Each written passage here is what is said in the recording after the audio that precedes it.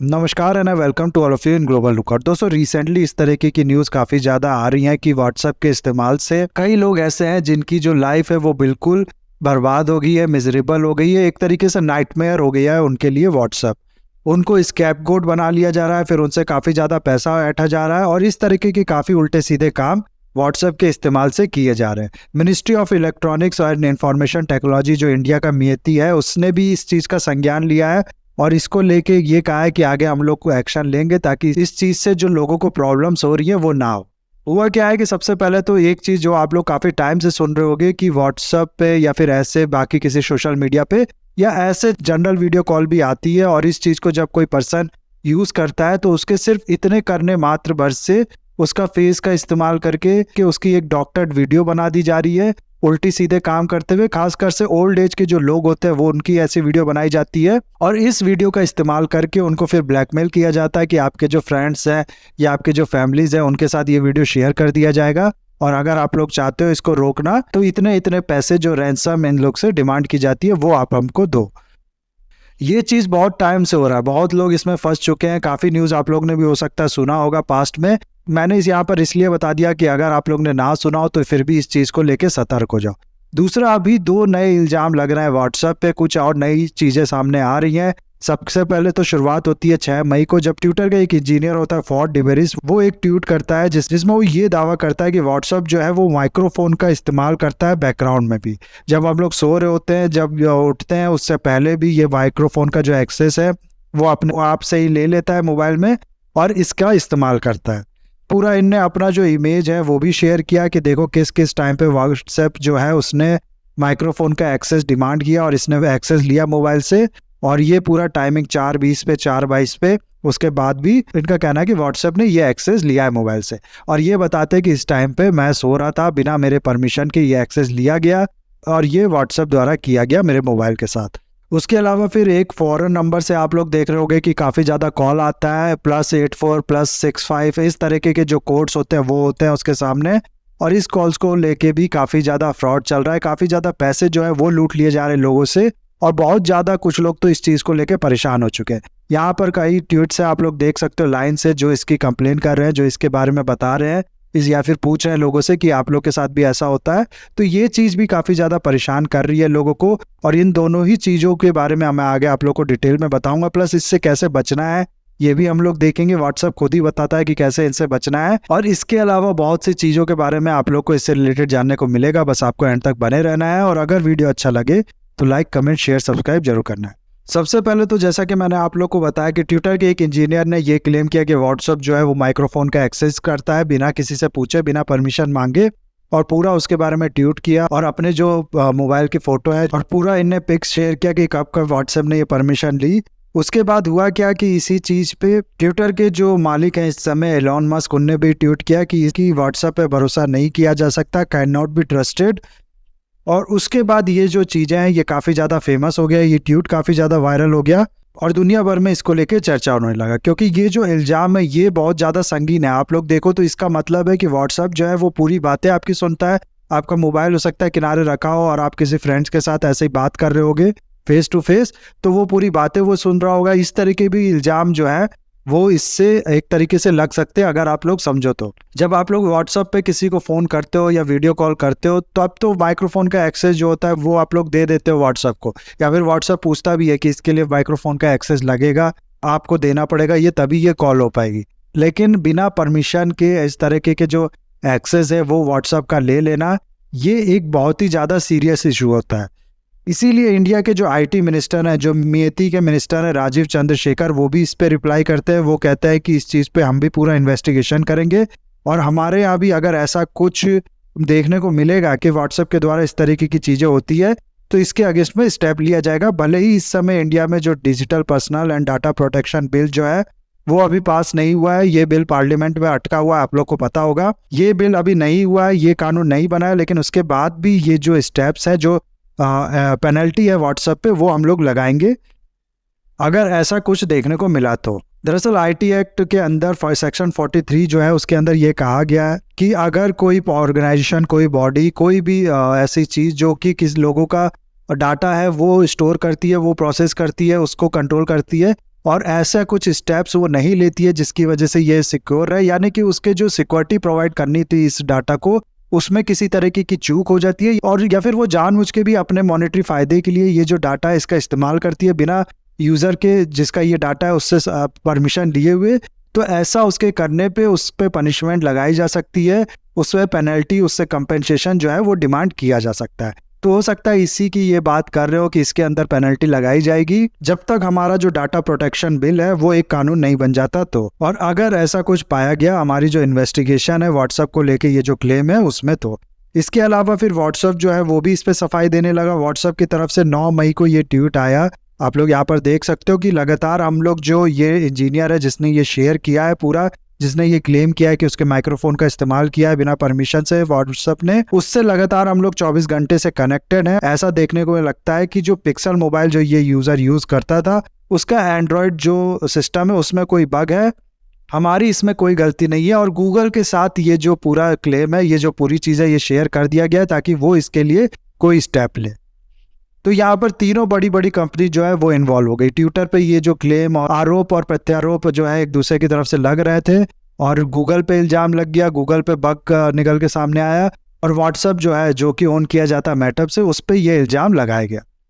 तो व्हाट्सएप ने तो कह दिया कि भाई गूगल की गलती, हम लोग से कुछ गलती नहीं हुई है, इसमें हमारी कोई गलती नहीं है। लेकिन फिर भी इस पर अब कोई भी ये नहीं कहेगा कि हमारी गलती है, ये इस पर अभी भी भरोसा नहीं किया जा सकता। और इस तरीके की जो चीज़ें हैं बिना आप लोग देखो तो परमिशन के एक्सेस लेना, काफ़ी ऐप आप लोग को मिल जाएंगे आप ही के मोबाइल में, मैं श्योर हूँ अगर आप लोग चेक करो तो,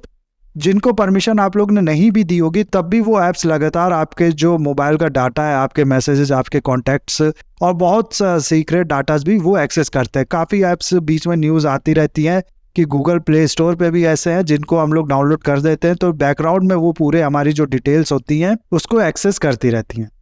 तो इस चीज़ पे तो व्हाट्सएप का क्या कहना है वो मैंने आप लोग को बता दिया, लेकिन अपने तरीके से हम लोग को फिर भी खुद की सिक्योरिटी के लिए आत्मनिर्भर बनना पड़ेगा और इस चीज़ पे भरोसा नहीं किया जा सकता। सिंपल आपके मोबाइल में जो परमिशन होता है वो आप लोग चेक कर सकते हो कि कौन कौन से ऐप हैं जिनके पास परमिशन है क्या क्या यूज़ करने का, और जो ऐप अगर आप लोग नहीं यूज़ करते हो तो उसको ये जो परमिशन है एक्सेस करने का इसको डिनाइड करके रखना है आपको। ये आसानी से हो जाएगा, कोई बहुत ज़्यादा इसमें रॉकेट साइंस नहीं है। आप लोग को बस थोड़ी सी मेहनत करनी पड़ेगी, ढूंढना पड़ेगा कि कहाँ से ये होता है और बहुत आसानी से फिर ये हो जाएगा। उसके अलावा दूसरा जो इल्ज़ाम है व्हाट्सएप पे लग रहा है वो आप लोग देखते होंगे, इवन कि मेरे साथ भी ये हो चुका है और आपके साथ भी ये होता होगा कि व्हाट्सएप पे इंटरनेशनल नंबर से बहुत ज़्यादा कॉल होते हैं। इन नंबर्स के कोड 62+85+84 और बहुत तरीके के इसी तरीके से होते हैं जो कि ये बताते हैं कि ये इंटरनेशनल नंबर है, और इसकी वजह से जो यूज़र होता है जिस पे ये कॉल आते हैं वो बहुत ही ज़्यादा इंथुसियास्ट हो जाता है, बहुत ही ज़्यादा पैनिक कह लो आप लोग, या फिर एक तरीके की इच्छा उसके अंदर जागती है कि क्या किसका ये नंबर है, मेरे को क्यों कॉल कर रहा है, कहाँ से मेरा नंबर मिला, ये सब जानने की। ये चीज़ लगातार हो रही है, जैसा कि मैंने आप लोग को इस वीडियो की शुरुआत में ही दिखाया, एक के बाद एक कई ट्वीट से इससे रिलेटेड, जिसमें ये क्लेम किया गया था कि इस तरीके के जो कॉल्स है वो बहुत बार आते हैं और एक दिन में लगभग 4-5 बार आते हैं। अब अगर आप लोग देखोगे ना तो कई ऐप्स, कई जो मॉलवेयर ऐप्स है, जो जासूसी वाले ऐप्स है, वो ऐसे भी हैं जो सिर्फ मिस्ड कॉल से आपके मोबाइल के अंदर, आपके डिवाइस के अंदर जो स्पाईवेयर है, जो मालवेयर है, वो इंस्टॉल कर सकते हैं। आपको ये उठाना भी नहीं पड़ेगा और सिर्फ वो मिस कॉल देंगे और आपके मोबाइल में वायरस पहुंच जाएगा जो लगातार उनको आपके मोबाइल का, आपके डिवाइस का जो डाटा होगा वो शेयर करता रहेगा।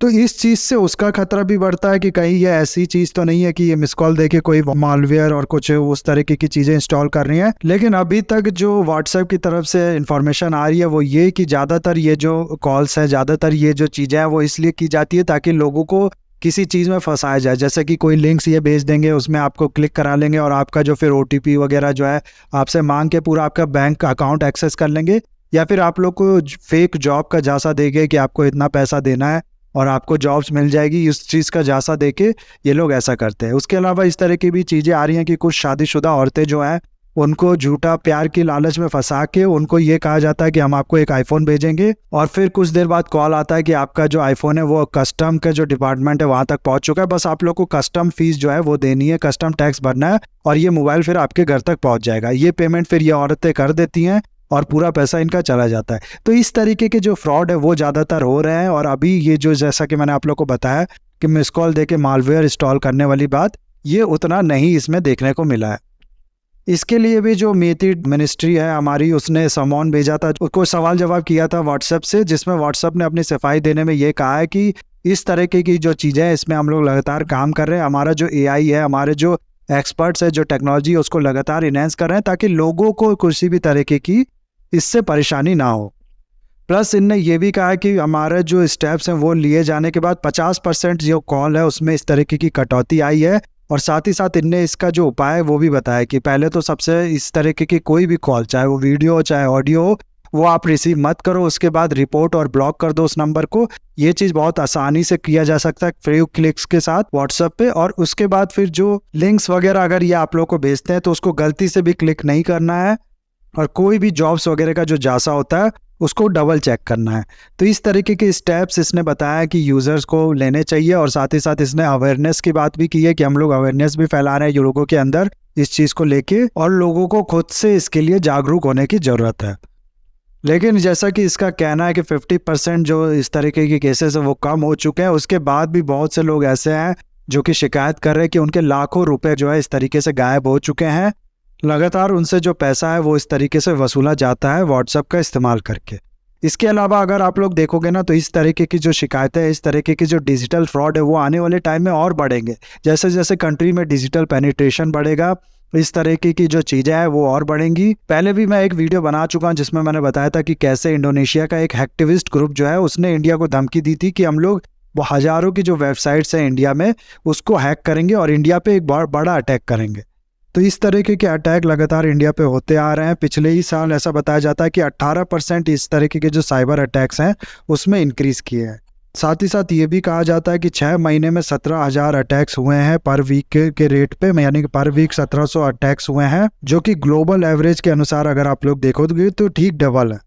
और आप लोग विश्वास नहीं मानोगे कि बड़ी बड़ी कंपनी जैसे कि फेसबुक, अपस्टॉक, मैकडोनल्ड्स और इस तरीके की बाकी कंपनीज भी हैं, इवन कि आधार भी जो है गवर्नमेंट का, उससे भी डाटा ब्रीचेस की जो न्यूज़ है वो बीच में सामने आई थी। तो इस तरीके की जो चीज़ें है ये काफ़ी ज़्यादा चल रही है इंडिया में, और इसके लिए गवर्नमेंट जो स्टेप ले रही है वो तो ले ही रही है, लेकिन ज़रूरत है कि हम लोग को अपनी सिक्योरिटी के लिए पूरी तरीके से इसमें आत्मनिर्भर बनने की ज़रूरत है। जिसके लिए मैंने आप लोग को बता दिया कि कोई भी इस तरीके का नंबर आए तो उसको पहले ब्लॉक कर दो, उसके बाद में रिपोर्ट कर दो। उसके बाद जो लिंक वगैरह कुछ भी इस तरीके का कोई शेयर करता है आपके साथ तो बिना, अगर वो ट्रस्टेबल नहीं है तो उसको मत खोलो। कोई भी अपना OTP शेयर मत करो, कोई भी वीडियो कॉल रिसीव मत करो। परमिशन का जो आपका होता है सेटिंग्स में उसको आप लोग लगातार चेक करते रहो कि कौन कौन से ऐप इस समय आपके मोबाइल डिवाइस की किस किस परमिशन को एक्सेस कर रहे हैं। तो ये सब स्टेप आप लोग ले सकते हो, ले सकते नहीं हो, लेने की जरूरत है आपको अपने आप को प्रोटेक्ट करने के लिए। बाकी आपके क्या विचार है मेरे को बताइएगा कमेंट में। इतना ही था इस वीडियो में। इस वीडियो को लाइक, कमेंट, शेयर, सब्सक्राइब जरूर कीजिएगा। That's all, have a nice day, take care.